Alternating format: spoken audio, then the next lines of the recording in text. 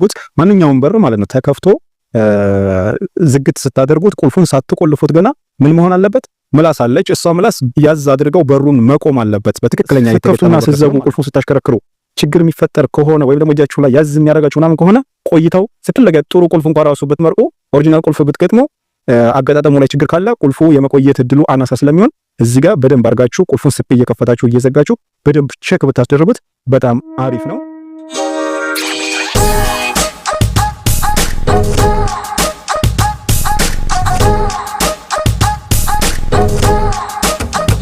አሰላሙ አለይኩም ወራህመቱላሂ ወበረካቱሁ። ሰላም እንዴት ናችሁ? ውድና የተከበራችሁ የኑር መሐመድ ፈርኒቸር የዩቲዩብ ቻናል ቤተሰቦች ዛሬ እንግዲህ በታምቡራታ በር ማለትም የውስጥ መጋቢያ በሮች ላይ ያሉትን አንዳንድ ነገራቶችን በውስጥ መስመር እየጠየቃችሁ ወይስ የነበሩ ጥያቄዎች አሉ። ከዚህም ውስጥ እንግዲህ በጣም ዛሬ የሚጠቅማችሁንና እንግዲህ አሰርታችሁ ማስገጠማችሁ ከሆነ ትክክለኛ በር ባለሙያው ገጥሞልና አልገጠመልን ይለውን ነገር የምታውቁበትን እንዲሁም ደግሞ ገና ማሰራትም የከለጋችሁ ካላችሁ ደግሞ እንዴት አድርጋችሁ ጥሩ በሮችን እንደተሰራላችሁና እንዴት አይነት አገጣጣም እንደተገጠመላችሁ የምታውቁበት መንገድ አለ። እሱንም በደንብ አድርጌን ማስረዳችሁ። ከዛ በተረፈ ከዋጋ አንፃር ደግሞ አሁን በዚህ ሰዓት ላይ ያው የኑሮ ውድነቱን እንደምታውቁት ከባድ ነው፣ በተለይ ቤት ላይ የሚሰራ ሰው።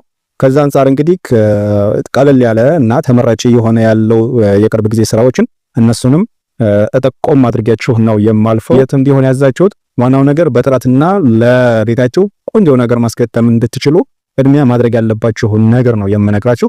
እንግዲህ እነዚህን ከዋጋም አንፃር ከጥቅምም አንፃር ከብዙ ነገሮች አንፃር በሮችን ክታሰሩ ማወቅ ያለባችሁን ነገሮች ስለሆነ በዝርዝር ዛሬ ልነግራችሁ የፈለኩት እስከ መጨረሻው ድረስ አብራችሁን እንድትሆኑ እየጋበዝ ወደ ስራው ይዣችሁ እገባለሁ። አሁን እዚህ ጋር በሩን እንደምታዩት ቁልፉ አሁን ከፍቼ ስዘጉት ማንኛውም በር ማለት ነው ተከፍቶ ዝግት ስታደርጉት ቁልፉን ሳትቆልፉት ገና ምን መሆን አለበት?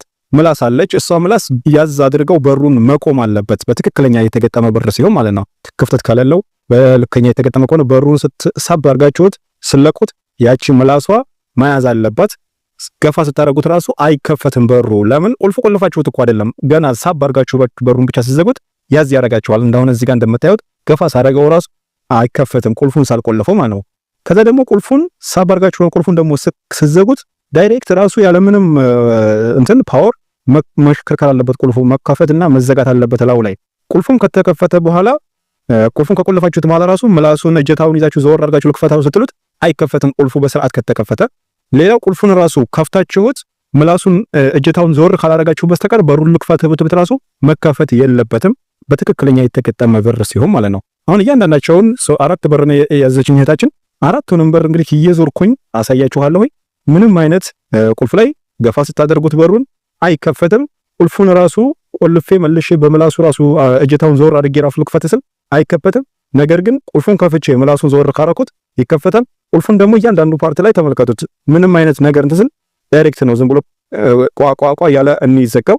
ነገር ግን ስከፍቱና ስዘጉ ቁልፉን ስታሽከረክሩ ችግር የሚፈጠር ከሆነ ወይም ደግሞ እጃችሁ ላይ ያዝ የሚያረጋችሁ ምናምን ከሆነ ቆይታው ስትለገ ጥሩ ቁልፍ እንኳን ራሱ ብትመርቁ ኦሪጂናል ቁልፍ ብትገጥሙ አገጣጣሙ ላይ ችግር ካለ ቁልፉ የመቆየት እድሉ አናሳ ስለሚሆን እዚህ ጋር በደንብ አርጋችሁ ቁልፉን ስፕ እየከፈታችሁ እየዘጋችሁ በደንብ ቼክ ብታስደርቡት በጣም አሪፍ ነው።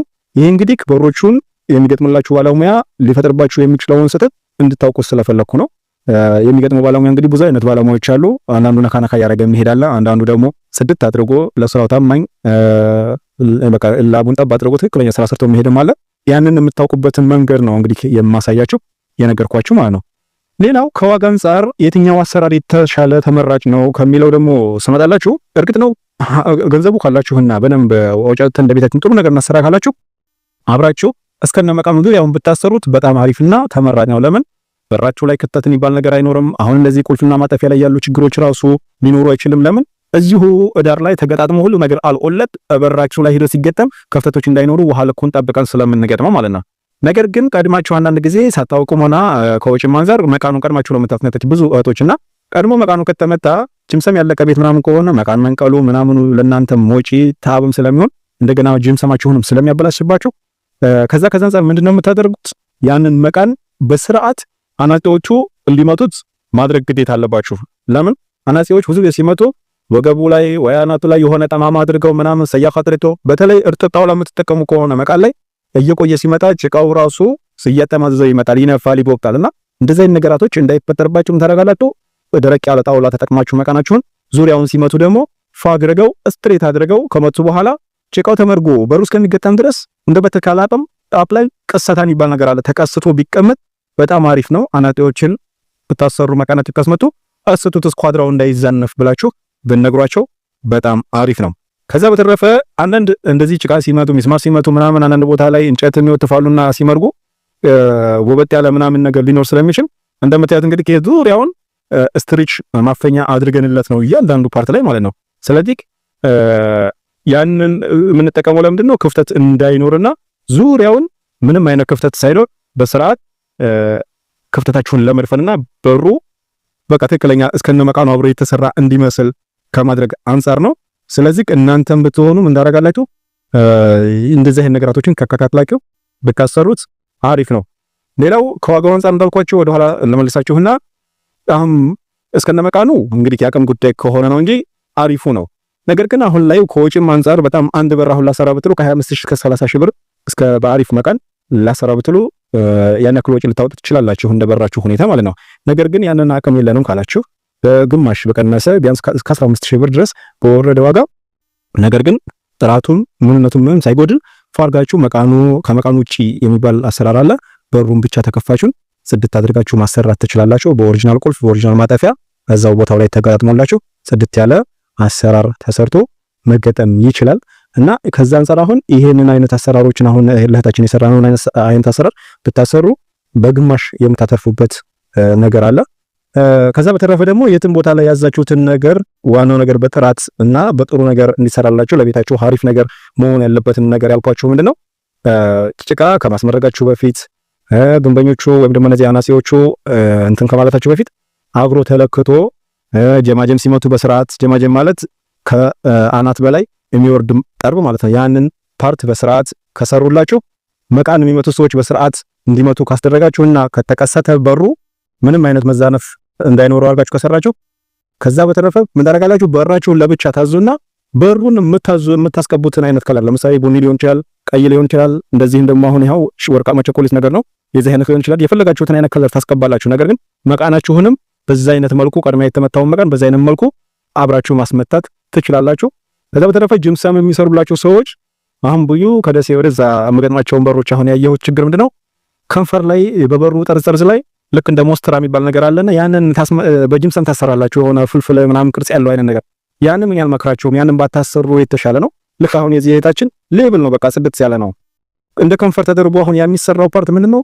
አይችልም። ጅምሰም ስለሆነ የሆነም ሰው አለፍ ሲል ካረገው ሽርፕ ምናምን ያል በተለይ ጅምሰም ሰሪዎች ራሱ ሰርተውት ከቤት ወጣ ሳይሉ ገና መሰንጠቁን ነው የሚጀምራልና ያንን አይነት ስራዎችን ባታስደርጉ በጣም አሪፍ ነው። እንግዲህ ዛሬ የእህታችንን በር በፓሮዲ ከተማ ላይ የሰራሁትን አራቱንም በር እየዞርኩ ነው ያሳየኋችሁ። ዙሪያውን እንዴት አድርገን ክፍተቶችን እንደደፈናቸው ቁልፍ ላይ እና ማጠፊያ ላይ በር እንዴት አድርጎ መግጠምና መያዝ እንዳለበት እናንተም ያዘዛችሁ ካላችሁ በዛ አይነት መልኩ ብታሰሩት ለቤታችሁ አሪፍ እንደሆነ ማዘዝ ነው የምትፈልጉ ካላችሁ እንደዚህ አይነት ጽድት ያለ ስራ በቀላሉ ወጪ ማሰራት እንደምትችሉ እንድታውቁት ብዬ ያዘጋጀሁላችሁ ስራ ነው። ይጠቅማችኋል ብዬ ስላሰብኩ ነው ይሄን የሰራሁላችሁ። ይሄን ቪዲዮ ግን ለእናንተ ብቻ አይደለም፣ ልክ እንደናንተ በአይዲያው ወይም ደግሞ እውቀቱ ሳይኖራቸው እየተቸገሩ ላሉ እህት ወንድሞቻችሁ ላኩላቸውና ይሄንን በደንብ አዳምጠው ተጠቃሚ እንዲሆኑ አድርጓቸው። ኢንሻአላህ ቀጣይ ደግሞ እንደዚሁ እስከነ መቃኑ የተሰሩ በሮች አሉ። እነሱንም ደግሞ እዛው ቦታው ላይ እየገጠምኩኝ ስለገጠመው አንዳንድ ማብራሪያዎችን ይዤላችሁ እመጣለሁ። እስከዛው ድረስ ግን ሼር፣ ሰብስክራይብ፣ ላይክ ማድረጋችሁን እንዳትረሱ። በድጋሚ ሰላማችሁ ይብዛ። አሰላሙ አለይኩም ወራህመቱላሂ ወበረካቱሁ።